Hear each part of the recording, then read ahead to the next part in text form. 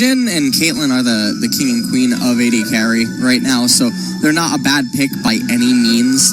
It's just a little bit problematic because you have to find a way to live past level 6 when Ashe gets that enchanted crystal arrow. It can become a very dangerous lane where she can just blow you up because Caitlyn and Jin don't really have proper responses to surviving that burst unless it really comes down to the support. That's where you rewind to season 1 and 2 and take cleanse on your AD carry. It's the hard counter, man.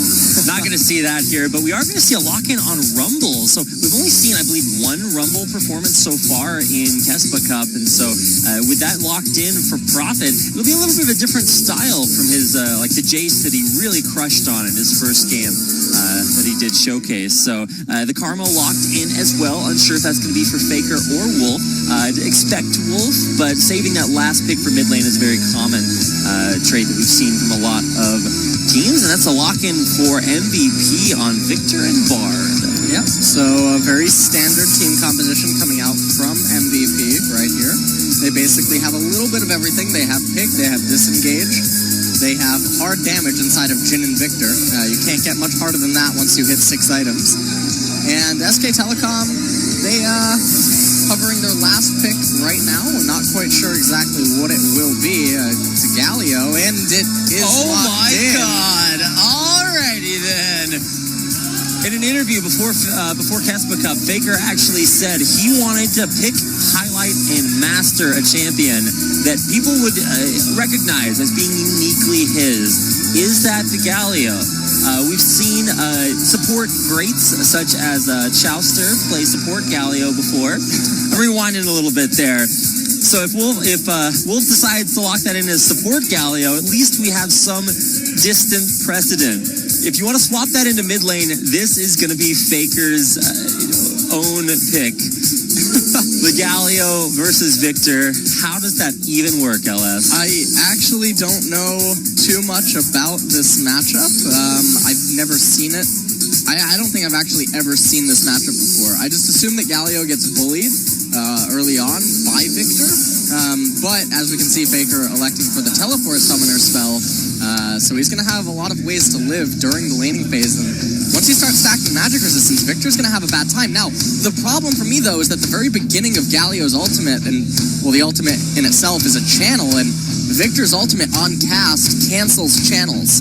So it's going to come down to a little bit of a mind game where if Faker pulls the trigger too early, Ian's going to be able to disrupt that with the Chaos Storm.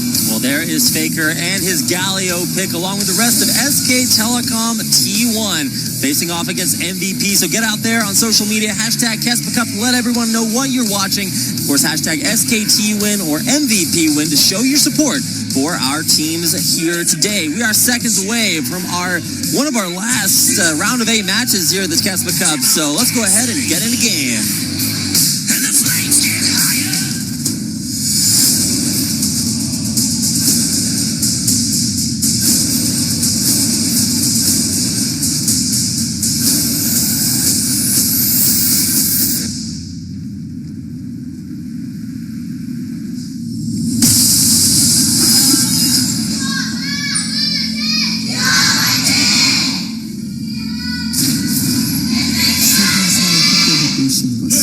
Welcome, ladies and gentlemen, to game number 1 of our Kespa Cup round of 8 series between MVP, your team on the blue, facing off against Faker and his Galio on SK Telecom, T1 in the red. An interesting matchup, so lots to talk about. Yeah, interestingly enough, Faker actually electing for the Corrupting Potion early on, and I don't see a way for him to really harass Ian, but that's definitely an interesting start. That's not something I was expecting to see, and we're gonna have to just see how he plays out this laning phase, because this is probably the most surprising pick I've seen in Korea in at least a year or so. And we've seen different eras come out with their own, unique champions that you'll see, picked just kind of randomly. We got to see a Zillion earlier on this tournament, I believe from Edge, and that was a little bit of a throwback. We got to see, I'm trying to think if there are any other really unique champions that we've seen come out. We got to see a Leona a little bit earlier on, but this from Faker is not necessarily just any, random or unique champion. We've seen Faker pull out things like, I guess, mid lane Olaf to counter mid lane Aurelia, and you're like, oh, okay, well, champion on champion, maybe that works. But no, he's actually put in so many games to learn all the subtle nuances. So I'm really excited just to learn a little bit here in the mid lane. Yeah. And, starting things off also, let's note that Faker does have Strength of the Ages. And so he will be getting a lot more hit points per cannon minion that he is able to kill. And interestingly enough, MVP and SK Telecom's team compositions, at least in the early and mid-game, they're going to be very even. But once it reaches the 5-item, 6-item point, I can't see a way in which SK Telecom's actually going to be able to win the game. So this is really interesting, especially with Strength of Ages. That does mean that perhaps we're going to be seeing more of a tanky Galio kind of style, and with his passive helping him out or giving him bonus stats per magic resistance, you're going to maybe be predisposed to that. So we'll get a chance to see that. If I'm not mistaken, Strength of Ages also gives you bonus health on major monster kills. So when he gets blue buff, he's also going to get stacks on that as well. Yep. And Bengi actually electing to take the blue, that's something I'm a little bit surprised to see, given that he's an energy jungler, and typically Lee Sins give away their blue buff to their mid laner. Also, the relationship between Bengi and Faker has always been one of, Bengi helping Faker out a lot, and really sort of being his third summoner spell. But taking the blue buff away is something, like you said, that we haven't seen a whole lot of Lee Sins do. Interesting to see how that will affect here. Bengi coming around the corner as he comes, dodge there, goes forced out. Ian with just the sexiest sidestep away from that Sonic Wave. Yeah, and that's really unfortunate to have actually missed it, because that also would have probably resulted in Ian having to use his summoner spell Flash. And at this point, mid lane is already off to a very, very poor start for Ian. He has a long way to go until he can reach that Hex Core point, and he doesn't really have a lot of mana left to sustain with. And we can see that Faker's actually trading with him quite well. Faker also has the teleport up still. Big stat you can see on your screen here, as far as gold per minute, comparing SK Telecom to MVP over the course of this past season, every minute that goes by, SK Telecom makes almost 500 more gold. So you take 2 minutes going by, that's 1,000 more gold for SKT. 3 minutes, 1,500. That's just kind of a mind-boggling stat to see how good they are at just sort of, strip mining the League of Legends Rift for all of its resources. Yeah. And right now, SK Telecom off to a little bit of a gold lead. A lot of that, I feel, is coming from the top lane, as we can see that Prophet, already at 4.5 minutes, is up to a 8 CS advantage. That's pretty significant, and we talk about this pretty consistently, how Poppy, along with the rest of really MVP's roster, will scale insanely, but you just have to make sure that you can get out of the relatively weak early game on her. And for Ed, when he says that she is, at least to him, the strongest champion in the top lane, you got to know that he's pretty practiced on doing that. We'll see if he can handle Prophet's new aggression. Yep. And again, Poppy, not a champion that is necessarily judged by her ability to keep up in CS, but rather how far behind she does not fall. That's an interesting way to phrase it, but yeah, you just gotta hang on as long as you can. And there you can see Ed clearing out the wave, heading back to base, and probably going to elect to use that teleport to return to the top lane. See what his first item buy is, see how he breaks on that gold. But actually, Faker, now after having used his teleport to return to lane, has a little bit of pressure, so he has gone for that Dark Seal to amplify the healing from his corrupting potion. Yep, and beyond, everyone knows where he is right now. And Faker doing a pretty good job here on this Galio. He is out-farming Ian, which is probably not a situation that you want to be in as Victor. Which is also kind of impressive, because he actually missed at least half a wave early on under turret, and he's still able to come back and get all this CS. And he's actually able to stand up in the wave and melee auto-attack these minions against a Victor who's traditionally pretty good at harassing melees when they go to clear the wave that way. And now walking forward, he's hit that level 6. Oh, the flash away! Ian preempting Faker's initiation. Yeah, and that was actually a really good play by Faker, because if he does get the taunt onto Ian there, then certainly Bengi would be able to follow up and knock him down. And these are the type of roams, by the way, coming in right now that I've talked about Ed, where he loves to live in the mid lane, and Bengi is here. Faker. Oh my God! Even beyond exactly where he needed to be. He had Beyond actually flash over that tiny little wall to fire his cocoon at a range that would at least force Faker's flash out, and it did. Yep. And now Prophet is going to be the one roaming down, and this is just going to be to keep Ed back a little bit. But I don't think he's going to be able to do too much. Ed getting a little bit lucky there on the buckler as well, bouncing toward him, so Prophet couldn't actually continue the trade. But now it's Prophet's turn to get a little bit adventurous and head down around the mid lane. He has hit level 6, so he does have his equalizer, but with no idle Duran there for Faker, I don't believe there's too much of a combo in Prophet. After harassing the Scuttlecrab, we'll head back to top lane. And now Bengi just getting his red buff, as Blue looks to be handed off over to Ian, as he definitely needs to stay in this lane a little bit longer to get that. Oh no, Blue cannot reset. All right. Okay.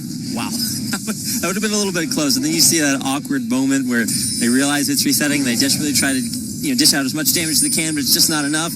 In the end, Blue buff does still go over to Ian, who I guess is in a decent spot in the mid lane, but was forced to go double Doran early instead of really that optimal Victor build path with the Hex Core upgrade. Right, and right now, we're not seeing a lot of action out of either jungler. You see Bengi recalling again after completing his left side jungle, and Beyond and Bengi not really doing too much. We did see a little bit of activity in the mid lane, but for the most part, the onus is on Bengi to actually make something happen, because MVP is the scaling team composition. So while Beyond obviously would like to find kills sometimes, it's not necessarily something that is necessary for them to advance forward in this game.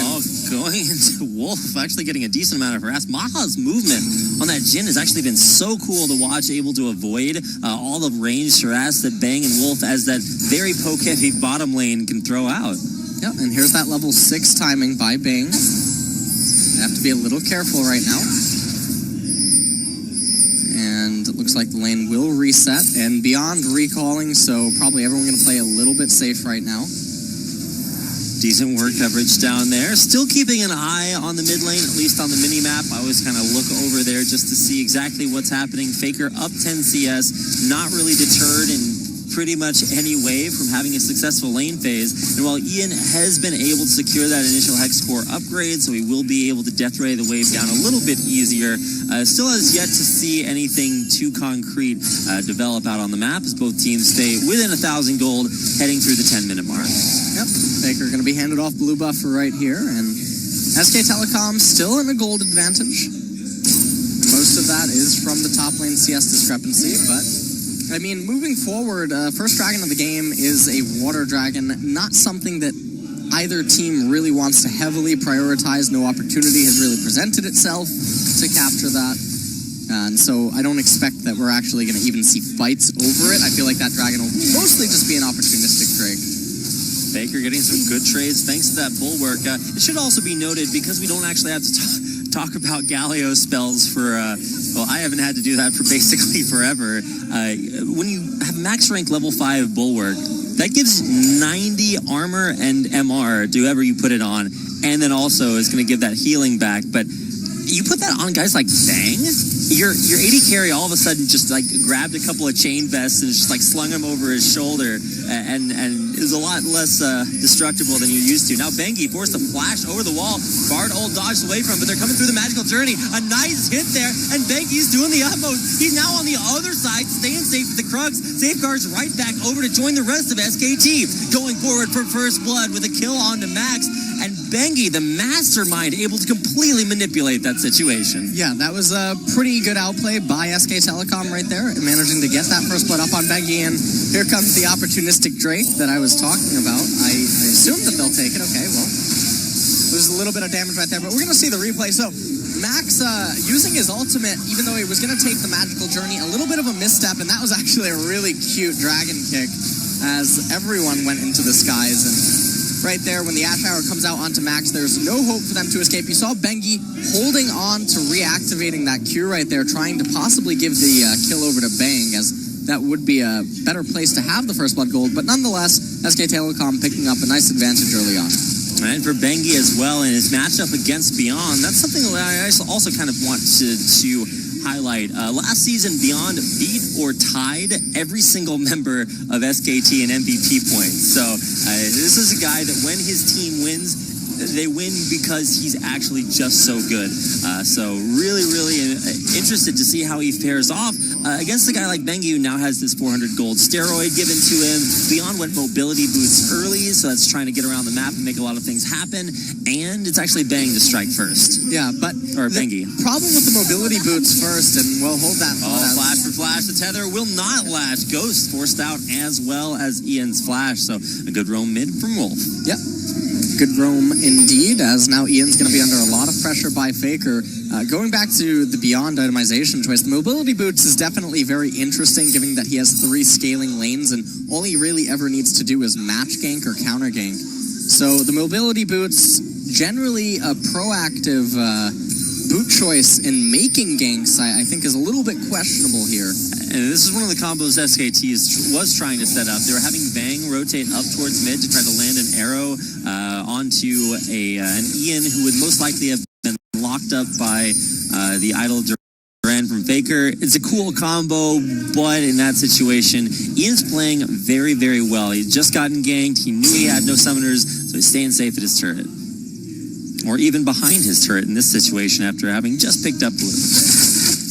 Yeah, and game taking a little bit of a breather as both junglers have recalled temporarily. And Faker just trying to get some vision in right now. It looks like he can shut the wave and roam pretty easily right now. And Ian on that Victor, generally Victor's the one whose lane shoving ability generally isn't matched. And so it's a little bit interesting to see Victor actually being constantly shoved underneath the tower. This is something that usually only Talia or Azir did, and teleport coming down. Wolf actually going around behind that tempered fade. Now he's going to be caught out in the middle of almost the entire MVP squad. That's the first kill on the board for MVP, but the equalizer coming down from Prophet. Beyond trying to wait it out before getting out. He will, thanks to a nice disengage from Ed. Yep. So using that teleport pretty nicely and able to find themselves a kill right there. And we can see the Ed actually running back up to top lane. This is the type of pressure stuff that I was talking about in the pick ban, where Ed seems to like to give Ian a lot of help and support. And but he might be in a little bit too rough a spot here. Faker does not have his ultimate. Yep. So he won't be able to lock him into place. So Faker being forced to recall right here, and that's going to give Ian some breathing room in mid lane. And without having... Oh, never mind. Faker cancels his teleport.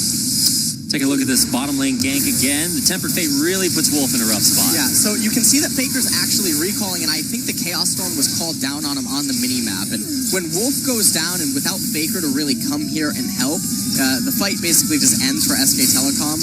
Ed able to knock Prophet away a little bit. Rumble's mech was not built for that. Yep. In the mid lane at the same time, we didn't need a chance to check it out, but Faker was actually able to, or tried once again to channel his idol onto Ian. It didn't work out, and so Ian was able to push him back. Neither player expended summoner spells or died from it, so just a little bit of an altercation going there that did prevent either one of them from really impacting the bottom lane. Nice to see, though, Ed really mobile across this map, and Prophet kind of matching him step for step. Very nice. Laser right there, able to CS the lane pretty quickly. Sometimes Victors actually mess up and only get 5 out of 6. Like, that's how you tell the difference between the good Victors and the great Victors, LS. Yeah. A little bit of poke by Faker. And it seems right now that Victor can actually outdeal the Galio pick right now. It seems like Faker's damage output and sustained damage is much greater than Ian's Victor, at least at this point. Both mid laners owned a pawn shop. You'd get more for your money at Faker's store because he can outdeal him.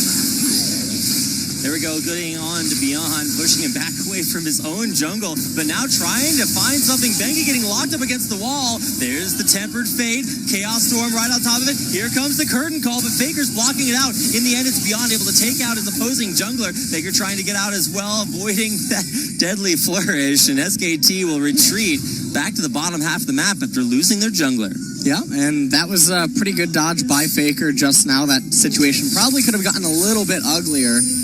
And that was a pretty good captured opportunity by MVP, so we're going to see it again. So MVP right here with Max, able to lock up Bengi, and Max doing a phenomenal job right here with constant chain CC, and right there, Beyond able to get the kill onto Bengi, and then it looked like Faker was going to be poised to go down, and I questioned if that snare had actually hit by Maha, if he would in fact have gone down, or be forced to use his flash over the Dragon Ball. Great dodge there. Faker stays alive, and little tiny plays being made. That one, I gotta say, like you mentioned, Max so good at his tempered fates here. They've really been instrumental in MVP picking up both of their kills so far after helping them grab it onto Wolf in the bottom lane earlier. So still, even though with these kills and these fights going MVP's way, SKT's still ahead on gold. And while it's not quite in keeping with their 500 additional gold per minute stat we saw earlier from the regular season, they are still finding little leads. They're going to have the first dragon. They're going to look to pick up the first turret here as well, but Bang might have overcommitted. Oh my, Wolf's flash! That's insane. And he is able to block pretty much everything from getting onto Bang, who will turn around, throw an arrow, but it will be repelled away from. In the end, it's actually going to be Wolf that does fall. Can they chase on for more? Ed going deep. There's going to be the Deadly Flourish. They'll catch one. There's going to be another double knock-up, and Ed's just doing the utmost. Max coming around the corner. Bengi trying to run for his life. He's sticking down. There's the laser from Ian to crush him, to take a 3-for-0 exchange. And you have to wonder right here, where was Prophet or where was Faker running dual teleport? It's very uncharacteristic to see your team falling to very extended trades like this. And look at that flash from roll right at the very beginning to keep Bang alive. That was a pretty big hero play. Even though he goes down in the end, you really got to hand it to him because that reaction speed was so quick. And unfortunately for them, the curtain call came out at the end, and it gave Ed the ability to get onto both of the members of SK Telecom. And at this point, when Ian arrived, it was too little, too late for Bengi to try to manage to continue to escape. And they did get a tower out of this, SK Telecom, but MVP looking so good right now in this game. Oh my God. In the mid lane, meanwhile, while all that was going on, Faker was able to force out Ian's flash by getting right on top of him underneath turret when he was very low. So that might have been why Faker was not teleporting down there. And for Prophet, that's the big mystery for me. When you see your opposing top laner channel his teleport, you got to look for a good opportunity to turn that around. And so many ones for Prophet to take that he just didn't. So in the end, it's still a good play from MVP, but look at what SKT are doing off the back of that. They're snowballing this into objective leads even after losing a fight, taking that mid lane turret, arrow onto Max immediately. He's going to get caught there by the idol turret, and Bengi gets right on top of him. There's a lot of damage coming in from Ian. It's actually going to be Bengi going down. Yeah, so they trade Bengi for Max right there, and that I don't think is going to be the best of trades that you would want. Prophet and Ed having a little bit of a skirmish up there in top lane. Prophet also looks like he was able to steal away the blue buff, and that's very painful when you're a Victor player. So SK Telecom, they hold a temporary gold advantage, and it's inside of those towers right now. Let's go take a replay on this fight. Max getting caught out, but just barely snagged by Faker's ult. Yeah, so Ian, the problem there was that Ian actually also got caught up inside of the taunt. Otherwise, he's able to cast that Chaos Storm as soon as Faker begins his channel, and it cancels it, because that is one of the lesser-known passives of Victor's ultimate. Yeah, a lot of champions that used to have silences got interrupts instead. Guys like Kassadin on the Null Sphere. So same thing for Chaos Storm here. Going to interrupt that. And an interaction that I have no idea in what other situation we'd be able to really get a chance to see that. But good thing that we can reference that here. Faker 1-0, so I'm not sure if this is counted as a success, but I'm actually really most interested in, once we get to that 30-35 minute mark when the worth of champions is really well established, is this the pick that you can do something with that? And maybe talk a little bit about what Galio offers team comps in this meta that maybe other mid laners don't. Well, honestly, the Galio pick is certainly interesting, but generally you would expect to see it against double magic compositions or double AP mid and top laners. And so the fact that they picked this last against MVP, who had already shown the Poppy pick, is a little bit interesting because the only major sources of magic damage coming out from MVP is going to be on that Victor, given that Beyond has the ability to elect into a defensive Elise build, which we can see that he is doing in that itemization right now. And so because of that, Faker's forced to itemize a little bit differently because there isn't that absurd amount of magic coming out from MVP. And so the pick is a little interesting, and also it's a little unfortunate that it's picked into a Victor who has two different ways to stop the ultimate from Faker, put one inside of the gravity field and the other as the Chaos Storm. So the pick is a little bit suspicious, but we still have yet to see what they're going to do with it as we reach the later stages of the game. That should be noted, kind of an interesting build here for Faker on his Galio, Spirit Visage and Rod of Ages along with Mercury Treads.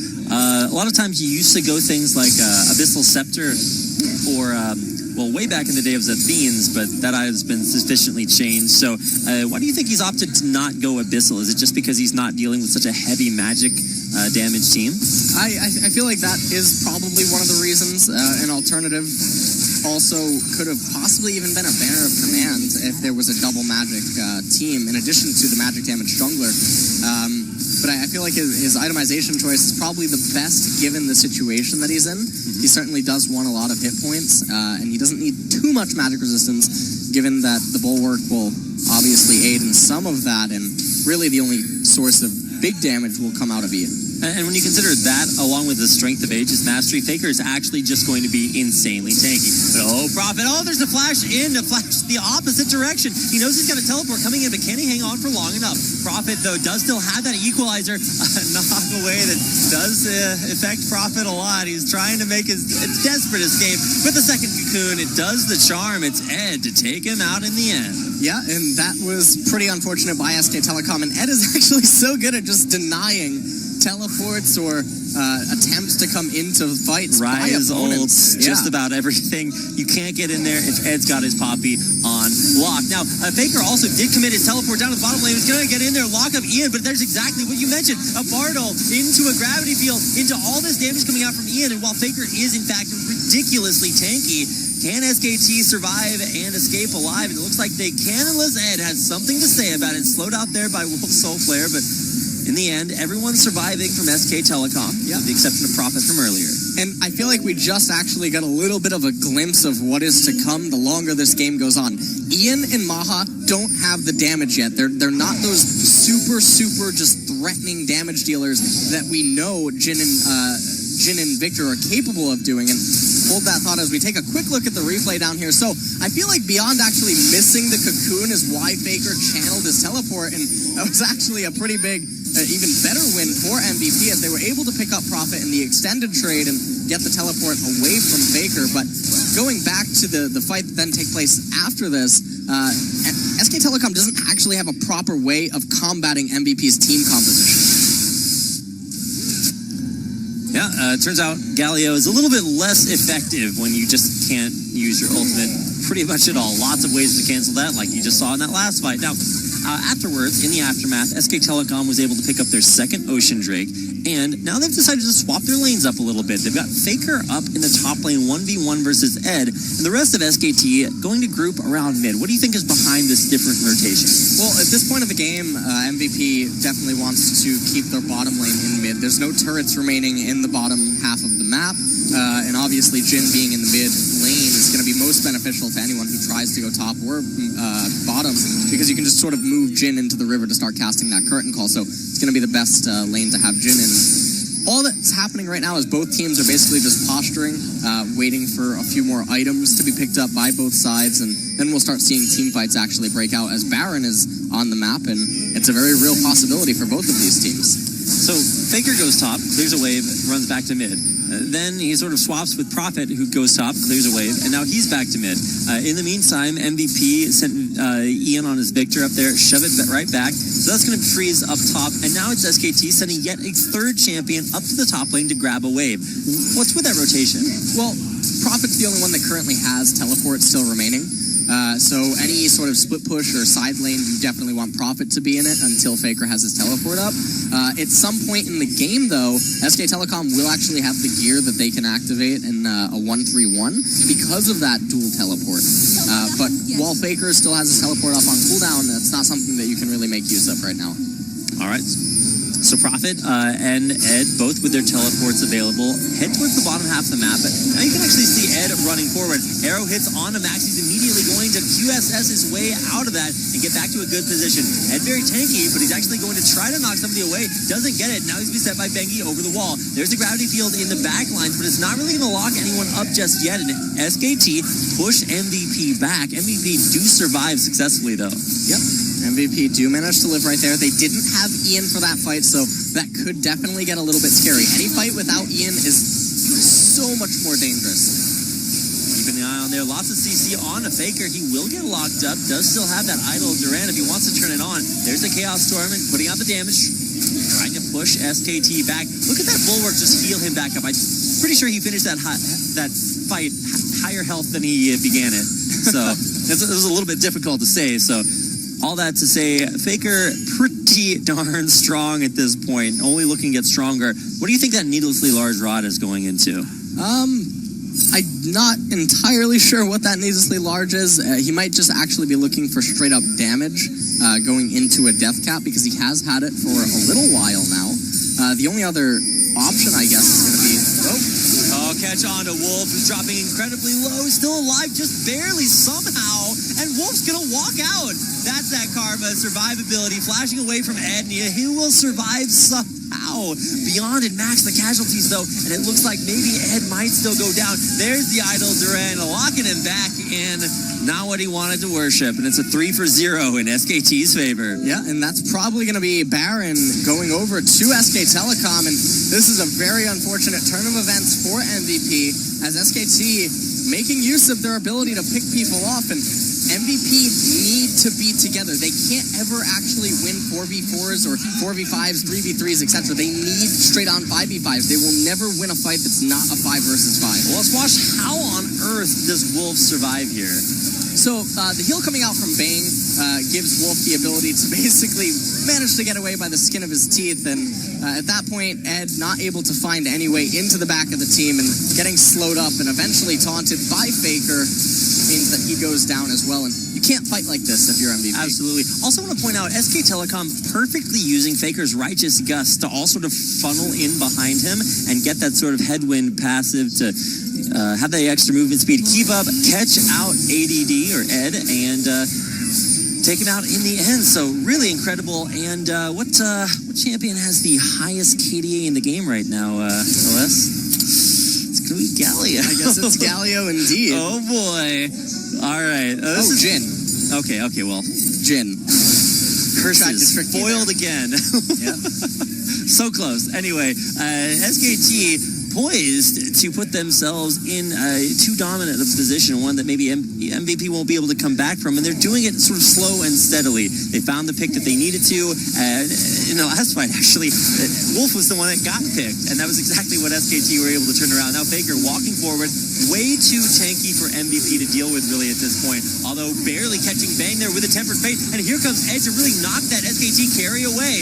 Will we be able to see anybody go down? Faker actually dropping the idol, catching multiple members of MVP and totally turning the fight around. Ed goes in, but he's gonna go down. Faker flashing out immediately to stay alive. Prophet taking up that turret. He's gonna stay alive just barely at the end with his Zanya's Hourglass. SK Telecom in the end lose their carry, but take out 3 from MVP and push into their base. Yeah, and beautiful teleport by Faker right there to lock up that turret, and it's gonna enable them to push on. Not that it would have been needed to capture the inhibitor, but definitely helps them nonetheless speed that process up, and now they're moving towards mid lane, and Faker's just gonna take the turret. What's the turret? Hey, did turrets deal damage, LS? Apparently not. No, yeah, probably. There we go. Faker back up to full health. Doesn't afraid of anything. Yeah, you can just basically see this team fight, and it started off so well for them, as you can see the Chaos Storm just makes its way around, but look at what happened. Ian stepped too close to Faker, and them getting locked up is just really good, reverse opportunity by SK Telecom to punish them for making that mistake, and SKT turns the fight on its head. It was looking really bad for SK Telecom. Oh, I want to point out the only reason that Bang died in that fight is because Max landed the hardest to hit Cosmic Binding that caught him right before he was able to get out of there. Kill him off, but in the end, SKT take the fight. But now it's MVP's turn to try to pick something up. They already have a Mountain Drake, and now they're going to stack an Ocean on top of it. So both teams with 2 dragons apiece, and SK Telecom's Baron is actually just about to wear off. Ian, as well, going to steal away a blue buff. So MVP really getting right back out there on the map and taking a few objectives for themselves. Yep. And I want to point out that Ian's build order is a little bit questionable. I understand that he had his Negatron poke earlier on, but if you're looking at SK Telecom and how they're itemizing, you would actually think that Leandri's Torment would probably be not that bad of an item. Faker going to get it locked up along with Bang. Can Max land at the Cosmic Binding he needs? He does lock up Faker. There's the curtain call towards the backline. Faker actually taking a lot of help, but there's going to be the Mikhail to keep him back alive even further. Chaos Storm in the backline actually chunked Bang way out, but Beyond barely surviving will keep everyone alive on both sides. And now Maha trying to put the damage out. Faker getting locked up again, but he just doesn't care. Nothing can kill this unstoppable Galio, and Faker tanking everything. MVP has to throw it up. Ruler last. Yeah, and that's going to be the second inhibitor of the game, falling for SK Telecom, and that thing just does not die. I don't know. We saw Roach play yesterday, but Faker looking like a cockroach because there's no way to kill him. Yep, and I mean, just look at this, and I feel like MVP mistakenly actually tunneling on this Galio right here. Faker channeling his inner Teemo passive as the rest of SK Telecom being completely ignored. And I feel like this is some team fighting mistake that MVP are not adapting well to the Galio pick, and SK Telecom using it in full effect. Yeah, the unkillable Demon King here to stay. Now Faker, the strong gets stronger. Can you quickly count those little bars in Faker's HP bar for me, LS? just a little.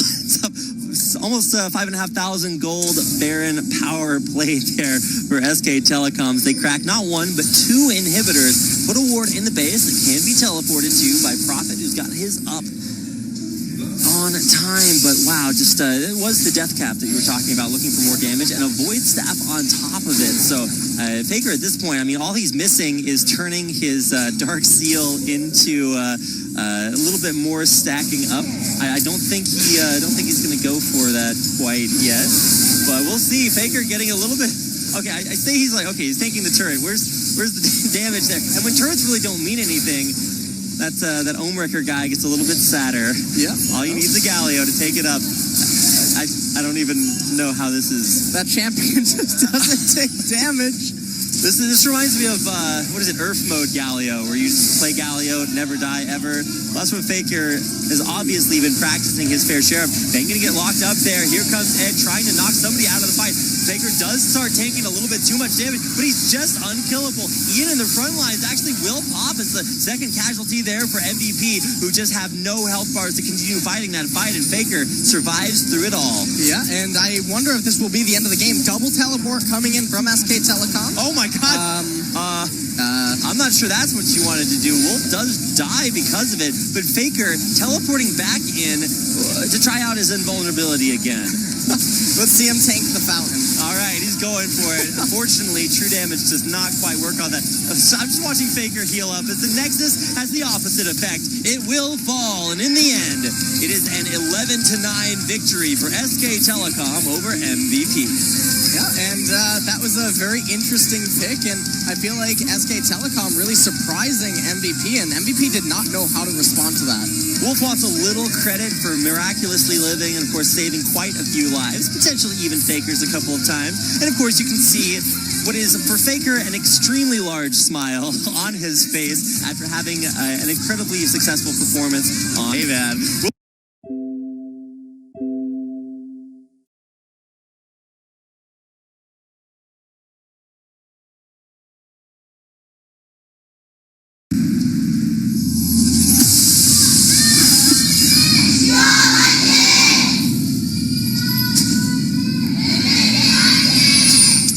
Crowd cheers.